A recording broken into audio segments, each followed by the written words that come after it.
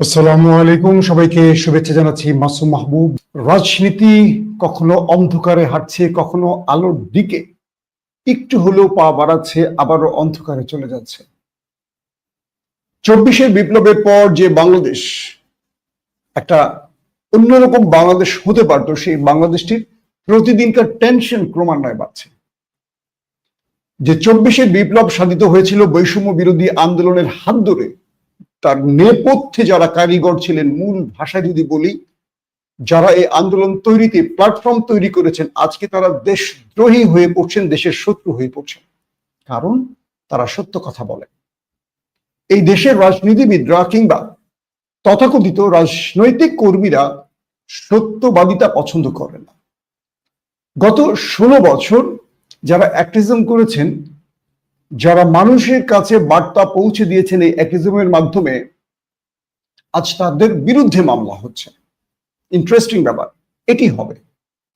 যখন 75-এ বাংলাদেশি মানুষের মুক্তির জন্য কোনো সেনাবাহিনী হাতে অস্ত্র তুলে নিয়েছিল, তাদেরকেও দেশদ্রোহী হতে হয়েছিল, ফাঁসির কাস্টে ঝুলতে হয়েছিল।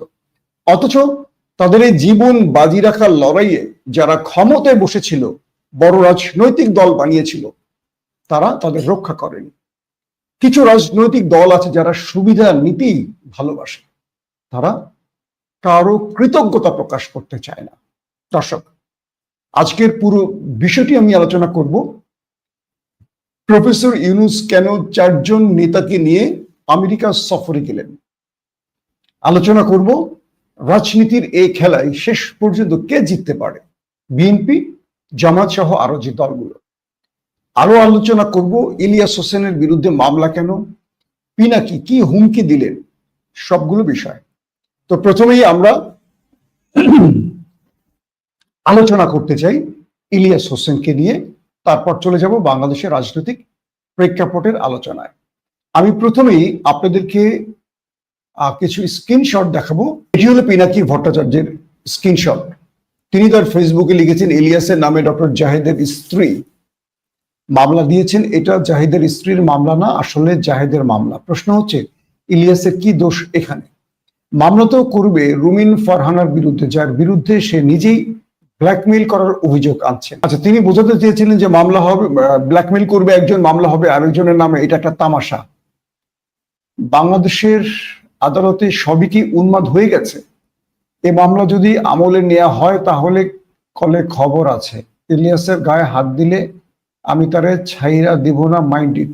পিনাকি ভট্টাচার্য এই পোস্টটি করেছেন। আমরা আরেকটি ভিডিওতে একটু দেখে আসছি আসলে কি কারণে এটি হয়েছিল। ডক্টর জাহিদের স্ত্রীর ফেসবুকে গতকালকে একটি পোস্ট করা হয়েছে, আপনারা দেখতে পাচ্ছেন আমার স্ক্রিনে। মূলত এই লম্বা বিষয়টির মধ্যে তিনি যে বিষয়গুলো উল্লেখ করেছেন, তার দাম্পত্য সঙ্গী, মানে তার স্বামী বা স্বামী মনে হয়, বয়ফ্রেন্ড তো হওয়ার কথা না, স্বামী, দাম্পত্য সঙ্গী ডক্টর জাহিদকে উদ্দেশ্য করে বলেছেন যে তাকে ব্ল্যাকমেইল করছে একজন নেত্রী, ইলিয়াস, যাকে বলছেন রুমিন ফারহানা। তো এর আগেও এই রুমিনকে নিয়ে এই নারী আনা নাসরিন, ডক্টর জাহিদের স্ত্রী, তিনি ফেসবুকে অনেক পোস্ট করেছেন। তো এবার তিনি বলছেন যে তার স্বামী আতঙ্কিত ছিল, তাকে ব্ল্যাকমেইল করা হচ্ছে এবং একটি ভিডিও দিয়ে তাকে ব্ল্যাকমেইল করছে কোন একটি বড় দলের ক্ষমতাধর নেত্রী, অর্থাৎ রুমিন ফারহানাকে তিনি ইঙ্গিত করছেন। তো তিনি পুরো স্টোরিটা আপনারা হয়তো দেখেছেন, আমি ফেসবুকে দিয়েছি, ইলিয়াসও ফেসবুকে দিয়েছে, অনেকে দিয়েছে, সোশ্যাল মিডিয়া এখন ভাইরাল। তো এরপর তিনি বলেছেন, তাহলে কি ইলিয়াস যে ভিডিওর হুমকি দিয়েছিল, মানে ইলিয়াস বলেছিল তিনি তার কাছে কোনো ভিডিও আছে, সেটা তিনি তার কোনো একটি রিপোর্টে প্রকাশ করবেন। ইলিয়াস কিন্তু বলেনি সেই ভিডিওটি কোনো অশ্লীল ভিডিও, কোথাও বলেননি, বলছে ইলিয়াসের কাছে কিছু ডকুমেন্ট আছে। আমি যদ্দূর জানি ব্যক্তিগত কোনো বিষয় নাও হতে পারে, সেই ইলিয়াসের এপিসোডে হতে পারে কারাপশনের কোনো বিষয়, যতটুকু জানি, আমি পুরো বিষয়টা জানি না। তো আনা নাসরিন হঠাৎ করে কালকে ইলিয়াসের নামে মামলা করেছে, ইলিয়াসের ফেসবুকের মাধ্যমে সেটা জানলাম। প্রশ্ন হলো, তিনি পুরো এই যে আমি আপনাদের স্ক্রিনশটটা দেখাচ্ছি, তিনি এখানে উল্লেখ করছেন গোয়েন্দা সংস্থার কেউ এবং একটি দলের নেত্রী তাকে ব্ল্যাকমেইল করছে কোন একটি ভিডিও দিয়ে, এবং ডক্টর জাহিদকে পুরো নিয়ন্ত্রণ করছে, তিনি কি বলবে কি বলতে পারবে না, পুরো বিষয়টি তারা নিয়ন্ত্রণ করছে। এটা ডক্টর জাহিদের স্ত্রীর এই ফেসবুক পোস্ট যারা পুরোপুরি পড়বেন বুঝবেন। একদল আছে তারা চোখ বন্ধ করে কথা বলে, অর্থাৎ কোনো কিছু প্রমাণ ডকুমেন্ট লাগবে না, আমার ডক্টর জাহিদকে ভালো লাগে, তার বিরুদ্ধে কথা বললে আপনি বট। আরেক দল আছে ডক্টর জাহিদ যত ভালো মানুষই হোক, তার কথা তার পক্ষে না গেলে তিনি খারাপ, তিনি নাস্তিক, ফ্যাসিস্ট। এই যে আমাদের মনোবৃত্তিটা, এটা খুব নোংরা, এটা খুব খারাপ। বাংলাদেশ কেন এগুতে পারছে না, বাংলাদেশের রাজনীতি কেন পিছিয়ে আছে, তার প্রধান কারণ কি জানেন? এই দেশের জনগণ সত্যটা পছন্দ করে না। তারা সব সময় চায় আমার দলের পক্ষে যেন কথা হয়, আমার দল যত খারাপই হোক।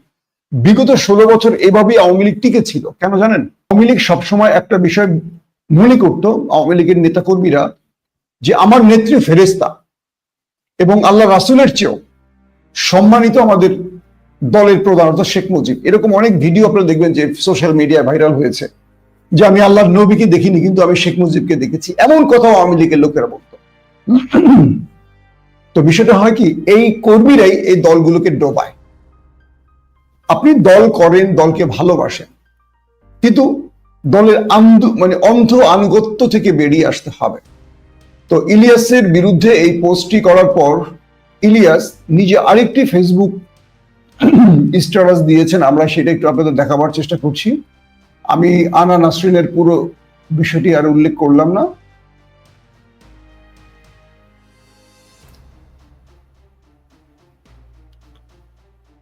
আপনারা স্ক্রিনে দেখতে পাচ্ছেন এখন আরেকটা স্ট্যাটাস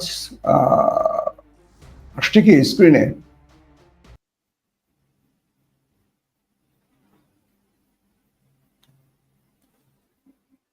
এই যে ইলিয়াস যেটা লিখছে যে, জাহেদ স্যার আপনি তাড়াহুড়া কইরেন না, আমি একবার যাকে ধরার, আমি একটু স্ক্রিনে চশমার কারণে দেখতে পাচ্ছি না। এখানে ইলিয়াসের অপরাধটা কি আসলে? তার কাছে তথ্য আসছিল ডক্টর জাহিদের সাথে কোনো একজন নারী নেত্রীর সম্পর্কের ব্যাপারে, এবং ইলিয়াস সেই বিষয়টি সামনে আনার পর, ইলিয়াস সামনে আনার আগে ডক্টর জাহিদের স্ত্রী প্রথমে ফেসবুকে ওই নারী নেত্রীকে নিয়ে পোস্ট করেন, এবং তিনি উল্লেখ করেন সেই নারী নেত্রীকে নাম করি যে তার সংসারে ফাটল ধরাচ্ছেন এই নারী নেত্রী। এখান থেকেই ওই ব্যক্তির মাধ্যমে ইলিয়াসের কাছে তথ্য আসে, আমি যতটুকু জানি। এরপর ইলিয়াস ফেসবুকে বিষয়টি জানায়। তারপর ডক্টর জাহিদ তার স্ত্রীকে হুমকি দেয় যে তুমি যদি এই রিস্কটা নিতে যাও আমি তোমাকে ডিভোর্স দেব। এরকম অনেক ঘটনাগুলো ঘটে যায়। এরপর আনা নাসরিন আবারও পোস্ট করেন, আবারও ইলিয়াস পোস্ট করেন, আবারও আনা নাসরিন দীর্ঘ পোস্ট করেন, এবং সেখানে তিনি ডক্টর জাহিদের চরিত্রের বিষয়টিকে প্রকাশ করে দেন যে তার স্বামীর একজন প্রেমিকা বা বান্ধবীর সাথে তার আপত্তিকর ভিডিও আছে, এবং সেই ভিডিও দিয়ে ডক্টর জাহিদকে ব্ল্যাকমেইল করা হচ্ছে। কে করছে? ওই নারী নেত্রী এবং গোয়েন্দা সংস্থার লোক। এটা কিন্তু ইলিয়াস বলছে না, এটা বলছে ডক্টর জাহিদের স্ত্রী। তিনি বলছেন যে তাহলে কি ইলিয়াস যে ভিডিওর হুমকি দিচ্ছে এটা কি সেই ভিডিও? এটা হলো আনা নাসরিনের বক্তব্য। এখন বলেন ইলিয়াসের দোষটা কোথায়? তাহলে তো প্রথম মামলা হওয়া উচিত ডক্টর জাহিদের স্ত্রীর বিরুদ্ধে, যিনি তার স্বামীকে সন্দেহ করছেন একজন নারী নেত্রীর সাথে অবৈধ সম্পর্কের হিসেবে, তাই না? কিন্তু দোষটা হলো ইলিয়াসের, হয়ে গেল মামলা ইলিয়াসের। প্রশ্ন হলো আমাদের আদালতে চাইলেই যে কারো নামে মামলা করা যায়? তাহলে এখন যদি কেউ 10টা মামলা, ইলিয়াসেরও তো ভক্ত আছে, 10 জন গিয়ে যদি আনা নাসরিনের নামে মামলা করে, কি দাঁড়াবে? এই বিষয়গুলো আমাদের একটু চিন্তা করা খুব জরুরি। আর আদালতের মামলার বিষয়টি হলো, কোনো মামলা করা যায় কিন্তু সেটা আমলে নিতে একটা তদন্ত বিষয় থাকে, একজন ম্যাজিস্ট্রেটের আন্ডারে তদন্ত হয়, এই মামলাটা আদৌ রুজু হবে কিনা, মামলাটার কোনো সত্যতা আছে কিনা। আমরা আমাদের আদালতের প্রতি আস্থা রাখি যে এই মামলাটার পেছনে যারাই থাকুক, যে উদ্দেশ্যেই থাকুক, অবশ্যই বিষয়গুলোকে আপনারা নজরে আনবেন। এটা কতটুকু মামলা হওয়ার মামলা হতে পারে। একটা মামলা যদি আজকে হয়ে যায়, কালকে কিন্তু আরো 100টা মামলা হয়ে যাবে। দুপক্ষেরই ভক্ত আছে, মামলা হতেই শুরু করবো, এটা আর শেষ হবে না। আমরা এই বিষয়টি চাই না। আনা নাসরিন, আপনাকে শ্রদ্ধার সাথে বলছি, বিষয়গুলো ভাববেন, কারো ক্রিয়ানক হয়ে কাজ করবেন না। এটা কারণ এখন পর্যন্ত ইলিয়াস হুমকি দিলেও কোনো ভিডিও ছাড়েনি। আমি যতটুকু জানি যে ডক্টর জাহিদ আমাদের 24-এর বিপ্লবে ভূমিকা রাখা একজন শক্ত বা সাহসী কণ্ঠস্বর, এবং যে কারণে ইলিয়াস ফেসবুকে কথাগুলো বললেও কোনো বাস্তবিক ভিডিও রিলিজ করেনি। আমি যতটুকু জানি, কনফার্ম হয়ে বলতে পারবো না, সেটা হয়তো ইলিয়াস ভালো বলতে পারবে, যে তার একটা লাস্ট কথা ছিল যে ডক্টর জাহিদ বিপ্লবে ভূমিকা রেখেছেন, যে কারণে ইলিয়াস বললেও শেষ পর্যন্ত কোনো এপিসোড তাকে নিয়ে করেনি। কিন্তু এখন বোধ হয় বিষয়টি আরো হার্ড হয়ে গেল এই মামলার কারণে, বা যে যাই হোক না কেন, যে ঘোলাটে পরিস্থিতি তৈরি হয়েছে, এখন এটা বোধ হয় আর কন্ট্রোলের বাইরে চলে গেছে। তারপর আমি ইলিয়াসকে বলবো, আমরা যেই মতদর্শেরই লোক হই না কেন, জাহিদ সাহেব তিনি বিগত সময় আমাদের ফ্যাসিস্ট বিরোধী আন্দোলনে একজন সাহসী কণ্ঠস্বর। আমরা একে অপরের প্রতি সম্মান বজায় রাখার চেষ্টা করব। তবে ইলিয়াসের বিরুদ্ধে মামলাটি ইলিয়াসকে আরো মানে ক্ষিপ্ত করবে, এটাও মেনে নিতে হবে আমাদের। দর্শক, কয়েকটা বিষয় আমাদের আসলে রাজনৈতিক আলোচনায় রাখা খুব জরুরি। আমরা দ্বিতীয় পর্বে এখন আলোচনা করতে চাই, সেটা হলো জামায়াত তার 5 দফা দাবিতে রাজপথে নেমে গেছে। আমরা দেখলাম ঢাকা মহানগরে জামাত বিশাল শোডাউন করেছে বিক্ষোভের। পক্ষান্তরে বিএনপি তার বার্তাগুলো দিয়েছে খুবই স্ট্রং, কোনোভাবেই তারা পিয়ার মানবে না। জুলাই ঘোষণাপত্রের যেটি আইনি ভিত্তি, সেটি জামাত তার দাবি আদায় না হওয়া পর্যন্ত নির্বাচনে যাবে না। আমরা যখন এই বাংলাদেশের ব্লগগুলো করি, মানে বাংলাদেশের রাজনীতির বিষয় নিয়ে কথা বলি, অনেকেই আমাদেরকে পক্ষে বিপক্ষে ভাগ করেন। একটা সহজ কথা বলি, ইলিয়াসকে যারা জামাতি বলেন, তারা 5 তারিখের আগে কখনো ইলিয়াসকে জামাতি বলেননি। তারা সবাই হুমড়ি খেয়ে ইলিয়াসের ভিডিও দেখতেন। আপনি জানেন যে ইলিয়াসের এই যে বক্তব্যগুলো অনেকাংশই নেপথ্য থেকে কেউ হয়তো বলায়। তারেক রহমানের মতো লোক, যিনি ইলিয়াসের এই কথাগুলোর পেছনে, তার কিছু মেকানিজম থাকে। আপনারা হয়তো কল্পনা করেন তো, বিএনপির হাইকমান্ড অনেক সময় এই কথাগুলো বলতে বলে, নিজেরা বলতে না পারলেও নিজেরা বলে। আমি একটা ছোট্ট হিসেব দেই। ধরেন এই বিষয়টিতে আপনি পুরো বিষয়টি বুঝে নেবেন। ধরেন ক্ষমতায় আছে বিএনপি, একটা উদাহরণ দিয়ে বলছি। প্রচন্ড চাপ আমেরিকা এবং ভারতের, যে আমাদেরকে এই কাজটি দিতে হবে, বা আমাদের এই বিষয়টি তোমাদের অনুমোদন দিতে হবে, নতুবা তোমাদের ক্ষমতা থেকে সরিয়ে দেব। তো বিএনপি এই কাজটি চায় না। এরকম বেগম জিয়ার আমলে হয়েছে। তো অবশ্যই এটা বেগম জিয়ার সময় বলছি, গল্পটা এরকম যে তাকে প্রচন্ড চাপ দিচ্ছে ভারত এবং আমেরিকা, এটা করতেই হবে, এটা করতেই হবে। বেগম জিয়া দেখলেন যে এটা করলে তো আমার দেশের বিরুদ্ধে চলে যায়। তখন বেগম জিয়া গোপনে তার পছন্দের কিছু সাংবাদিককে ডাকলেন, কিছু বুদ্ধিজীবীকে ডাকলেন, কিছু সাহিত্যিক, অভিনেতা, সেলিব্রিটিকে ডাকলেন, ডেকে বললেন মাঠে নামো, আমার বিরুদ্ধে মাঠে নামো, বিএনপির বিরুদ্ধে মাঠে নামো। বিএনপির বিরুদ্ধে তোমরা স্লোগান তোলো, যেন বিএনপি এই রাষ্ট্রবিরোধী এই কাজটা করতে না পারে। বিষয়টা বুঝতে পারছেন? ধরেন তাদের মধ্যে আমিও একজন ছিলাম। তো আমাদেরকে মাঠে নামানো হলো বিএনপির বিরুদ্ধে কথা বলার জন্য, মানববন্ধন করার জন্য। আমরা মাঠে নেমে গেলাম, কিন্তু বিএনপির যারা মাঠে গ্রামের ওই বলদ ছলদ কিছু আছে না, সবাই না, কিন্তু এটা মাইন্ড করবে না বলদ ছলদ শব্দের জন্য, কিছু আছে যারা রাজনীতি বোঝে না, ভাই রাজনীতি করে, অমুক ভাই তমুক ভাই, এদের রাজনীতি ভাই। এরা বিএনপিও করে না, আওয়ামী লীগ না, কিছুই না, শুধু ভাইয়ের পিছিয়ে ছোটে। কেন? ভাইয়ের পিছিয়ে ছুটলে দিন শেষে 200 টাকা পাওয়া যাবে। এমপির বাজার করলে, এমপির নাম করে চাঁদাবাজি করা যাবে। কিছু দেখবেন মাঠ পর্যায়ে গ্রাম অঞ্চলে কিছু লোক আছে, সাবেক এমপি হোক, বর্তমান এমপি হোক, নেতা হোক, তার পেছনে থাকে, তার বাজার করে, তার জুতা মুছে যায়, তার ছেলের মাথা ছাতি ধরে, তার স্ত্রীর জুতা মুছে দিবে, গাড়ির দরজা খুলে দিবে। তো এরা নেতার সঙ্গে থাকবে, ছবি তুলবে। তারপরে যখন ক্ষমতা আসার লক্ষণ শুরু হবে, এরা কি করবে জানেন? এরা কি করবে? এই ছবিগুলো ভাইরাল করে, নেতা বলছে, এমপি সাহেব বলছে, এটা বলছে, ওইটা দখল করবে, ওইটা দখল করবে, ওইটা দখল করবে। আর যারা ত্যাগী নেতা, এরা না খেয়ে মরবে। মাঠে ঘাটে যারা লড়াই সংগ্রাম করেছে, তারা না খেয়ে মরবে। কিন্তু ওই যে নেতার সঙ্গে থাকে, তাদের বাজার করে, তাদের ছেলের মাথা ছাতি ধরে, জুতা মুছে দেয়, তাদের দেখবে টাকার অভাব হয় না, তাদের সম্পদের পাহাড় জমে যায়। এরাই কিন্তু এই বিতর্কগুলো তৈরি করে। আমরা যখন কোনো ভালো পজিটিভ বিষয় উল্লেখ করি, আমাদের দেখবেন লাগে বট, ভাই আমরা যে কথাগুলো বলি তুই বট বুঝবি কি করে? আমাদেরকে উপর থেকে অনেক প্রেসক্রিপশন দেওয়া হয় কোন কথাটা বলা লাগে কোন কথাটা বলা যাবে। আসলে তো বেগম জিয়া আমাদেরকে নামাই দিলেন মাঠে, সাংবাদিকরা নামলো, অভিনেতা অভিনেত্রীরা নামলো, সাহিত্যিক কলাম বুদ্ধিজীবী কলাম সবাই নামলো, আমরা বিএনপিকে ধুয়ে দিলাম। বিএনপি ভারত আমেরিকাকে দেখালো যে না এটা বাস্তবায়ন সম্ভব না, দেশের মানুষ ক্ষিপ্ত হয়ে গেছে। বিষয়টা কি বুঝতে পারছেন আপনি? বিএনপি চায় না এই কাজটা করতে, কিন্তু তার উপরে ইস্টাবলিশমেন্ট বা ইন্টারন্যাশনাল ইস্টাবলিশমেন্টের চাপ আছে। তখন নেপথ্যে আমাদেরকে মাঠে নামিয়ে দিল বিএনপি সমালোচনা করতে। এখনো তাই হচ্ছে। আপনারা একটু বোঝার চেষ্টা করবেন যে আমরা অনেক সময় অনেক কথা বলি, বিএনপির সমালোচনা করি। কেন করি? কারণ বিএনপির অনেক নেতা চাইছে, ধরেন তারেক রহমান কিন্তু চরম ভারত বিরোধী একজন লোক, কিন্তু তার এখনকার প্রেক্ষাপটে কি মনে হচ্ছে যে তিনি ভারতের কোলে চলে গেছেন। বিষয়টা কি তাই? ভারত জীবনে তারেক রহমানকে বিশ্বাস করবে বা তারেক রহমান জীবনে ভারতকে বিশ্বাস করবে? যার বাবার মৃত্যুর সাথে ইন্ডিয়ার হাত জড়িত আছে। এরশাদকে পরবর্তী এই ভারতী বাংলাদেশে 8-9 বছরের জন্য এস্টাবলিশ করে গেছে, একদিনের জন্য ইন্ডিয়া তাকে টাফ টাইম দেয়নি। পৃথিবী উল্টে গেল, জিয়া পরিবার ভারতের পক্ষের হবে? হবে না। কিন্তু তারেক রহমান কখনো কখনো ধরে রাখবেন তার নেতাদের দিয়ে কিছু কথা বলাবেন ভারতের পক্ষে, আবার আমাদের মতো মানুষকে দিয়ে তাকে সমালোচনা করাবেন। এটা রাজনীতির একটা খেলা। কেন? তাদের বোঝাতে হয় যে আমি আপনাকে এটা দিতে চাই কিন্তু পারছি না, কারণ জনগণ খেপে গেছে।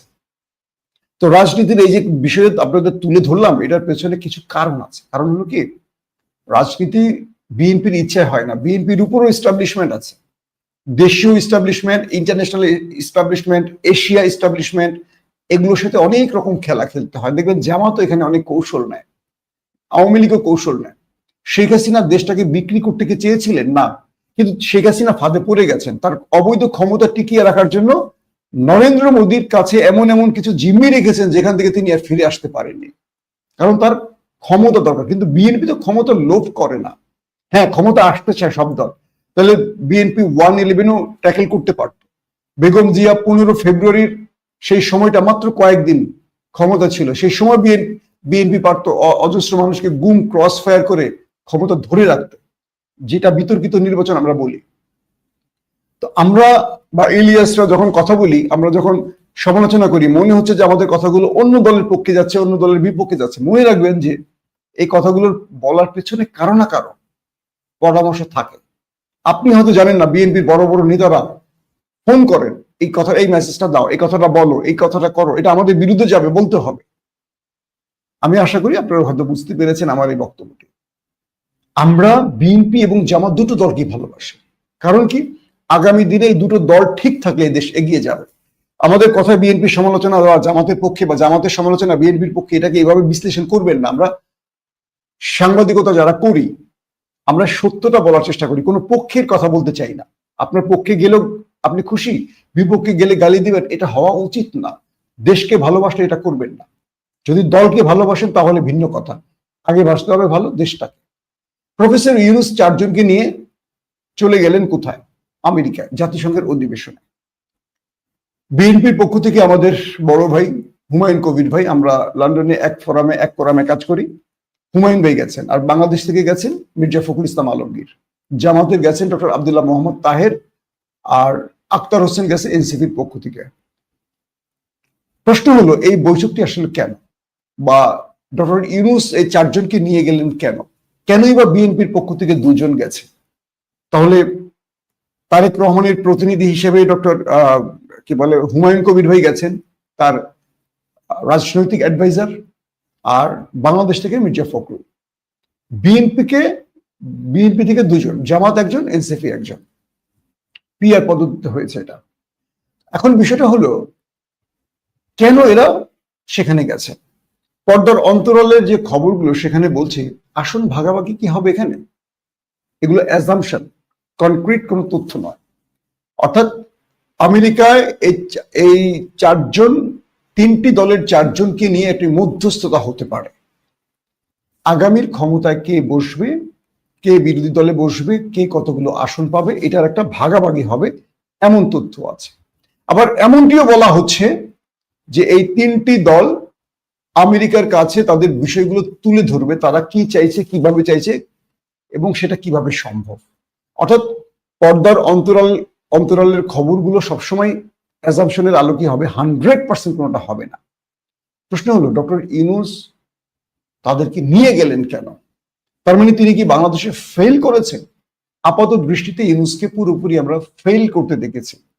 যে ইউনূসকে মানুষ বলতো স্যার আরো 5 বছর, আরো 5 বছর, ঈদের জামাতে এভাবে স্লোগান উঠতো, মানুষ চিৎকার করে বলতো। এখন মানুষ অপেক্ষা ইউনূস কখন বিদায় নেবে। কারণটা কি জানেন? ইউনূস সরকার আমাদেরকে যে হোপ দিয়েছিলেন বা আমাদের যে প্রত্যাশার বাণী শুনিয়েছিলেন, শেষ সময় এসে তিনি ব্যর্থ হয়েছে। তিনি এখন কোন রকম একটা এক্সিট রুট চাইছেন, বিদায় নিতে চাইছেন। যেহেতু এদেশে তার ব্যবসা বাণিজ্য আছে, তাই তিনি কাউকে আর চটাতে চাইছেন না।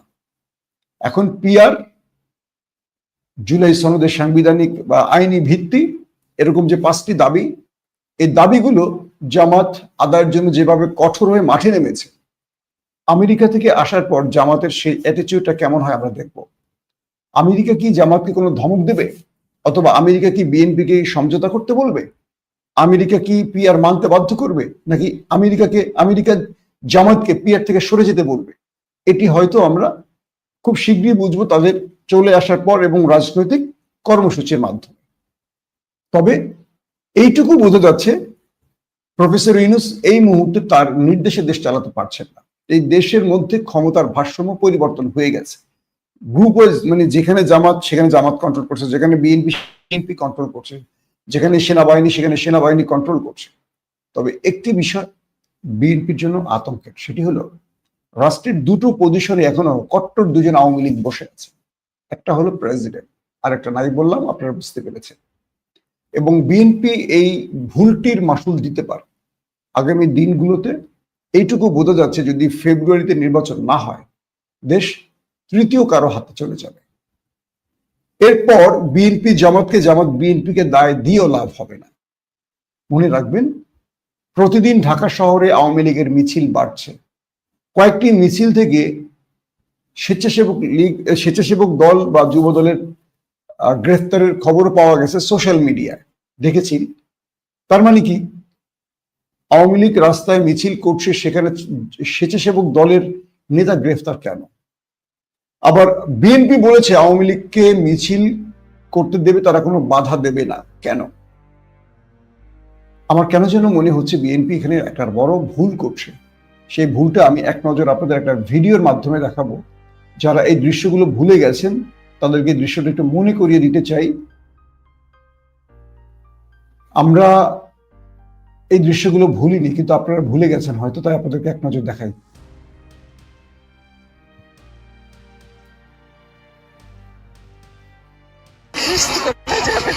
কোনোদিন সেজন্য আমি বলছি যে তারেক রহমানকে অবিলম্বে বিদেশে পাঠানো উচিত, এবং ওর সেজন্য ও যেহেতু বিদেশে থাকবে, ও রাজনীতি থেকে দূরে থাকবে। এখন রাজনীতিতে আপাতত একদম বাইরে থাকবে, রাজনীতির বাইরে। সেজন্য তিনি কোনো রাজনৈতিক কর্মকাণ্ডে অংশগ্রহণ করতে পারবেন না, এবং দলের দায়িত্ব তিনি এখন আপাতত অংশগ্রহণ রাখবেন না। যারা খালেদা জিয়ার এই কান্নাটা ভুলে গেছেন, আজ তারা দেশে লুটপাট করছেন। যারা রাজনীতির অন্ধকার অলিগলি দাপিয়ে বেড়াচ্ছেন, তারা এই দৃশ্যটা ভুলে গেছেন। এই ভিডিওটি যখন ধারণ করা হয়, আমি সামনে ছিলাম, চ্যানেল 1-এর সাংবাদিক হিসেবে খালেদা জিয়া তারেক রহমানের পুরো গ্রেফতারের বিষয়গুলো আমি মনিটর করতে পেরেছিলাম। কেঁদেছিলাম, চোখ মুছেছিলাম।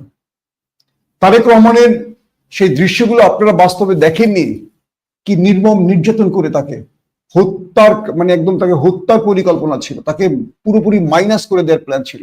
পুরো প্ল্যানটা ছিল ওপারের, আর বাস্তবায়ন করেছে আমাদের দেশের ডিজিএফআই মইনুর আমলে। আজকে যারা অমুক ভাই তমুক ভাই স্লোগান দিচ্ছেন, রাজনীতি করছেন, আর চাঁদাবাজি করছেন, টেন্ডারবাজি করছেন, টেম্পু লিগ কি টেম্পু স্ট্যান্ডের পরিচয় বহন করছেন, তাদেরকে বলে দিচ্ছি, আল্লাহর কসম করে বলছি, 5 তারিখের আগে বা পরে একটি টাকা রাজনৈতিক ভাবে আমরা আমাদের পকেটে ঢুকাই নাই। আবারও বলছি, আল্লাহর নামে কসম করে, দলকে আপনি ভালোবাসেন না, আমরা ভালোবাসি। আপনি দল করেন টাকার জন্য, নেতার পেছে ছোটেন টাকার জন্য, চাঁদাবাজি করেন পদ পদবীর জন্য। আমরা পদ পদবীর রাজনীতি করছি না, আমরা সত্য কথাগুলো আপনাদের বলি। খালেদা জিয়ার এই কান্নাটার দৃশ্যটা আপনারা হয়তো ভুলে গেছেন। তার ছেলেকে যখন একদম মৃত্যুর দুয়ারে পৌঁছে দিয়েছিল, তখন তিনি এই ভিডিওটি রেকর্ড করা হয়। মুচলেকা দেয়া হয়, তিনি আর রাজনীতি করবেন না। একটা মায়ের বুকের ধন, জিয়া পরিবার এই দেশের জন্য এত কিছু করেছে। বেগম জিয়া এই দেশটাকে শত্রুর হাত থেকে আপোষহীনতার মাধ্যমে বাঁচিয়ে রেখেছে, আর তাকে এই পুরস্কার পেতে হয়েছে। একটা ছেলে মারা গেছে, তার লাশ দেখেছে মা, আরেকটা ছেলেকে পঙ্গু করে লন্ডনে ফেলে রাখা হয়েছে 18 বছর। শেষ সময়টা খালেদা জিয়া তার ছেলে মেয়ে, দুই ছেলেকে কদিন দেখেছেন, গৃহবন্দী কতদিন থেকেছেন। এটা আপনাদের বিএনপির ভালোবাসা? লজ্জা করে না? আবারও দেশটাকে সেই দিকে নিয়ে যাচ্ছে ভারতীয় প্রেসক্রিপশনধারী কিছু বিএনপি নেতারা। আর আমরা সেই সত্যগুলো প্রকাশ করি বলে ইলিয়াস বা আমরা আপনাদের কাছে ভিলেন হয়ে গেছি, আমরা জামাতি হয়ে যাচ্ছি না? আফসোস আপনাদের জন্য, আফসোস। এই দেশটাকে অন্ধকারে নিলে আগামী দিন এর মাসুল আপনাদের দিতে হবে, আমাদের কিছু হবে না। আমরা রাজনীতির পদ পদবি বা অর্থে রাজনীতি করি না।